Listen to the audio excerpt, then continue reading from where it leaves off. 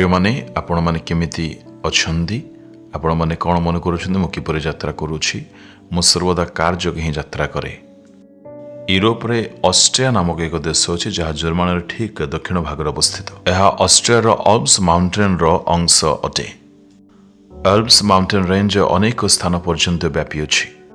आमे एही जान माध्यम रे यात्रा करूछु जेतु बाहर वर्षा हेउछि प्रभुंकर स्तुति और समस्त सौंदर्यता निमंते।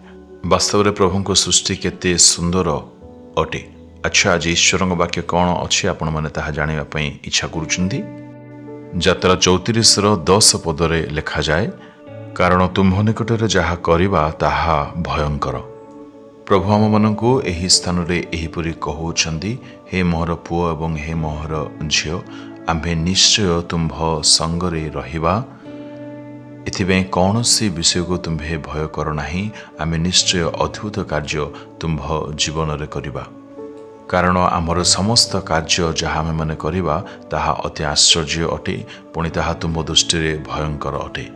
प्रभु आम मानक जीवन रे जे समस्त कार्य करन्ते ताहा वास्तव रे भयंकर अटे। से समस्त कार्य से आपणक जीवन रे करिवे, आपणक परिवार जीवन रे करिवे, आपणक काम कार्य क्षेत्र रे मध्य से करिवे।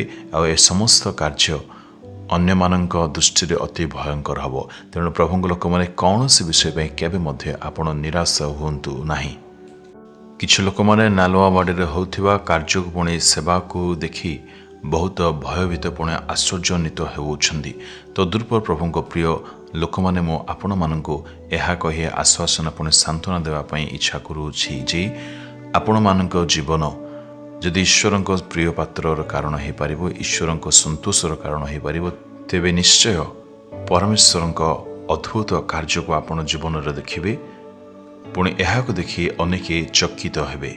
प्रभु प्रिय लोक माने परमेश्वर कार्य जितेबाला से आम मान जीवन में करेंगे से लोक मैंने पुणी विशेषकर मान शत्रु ताहा देखि भयभीत हम।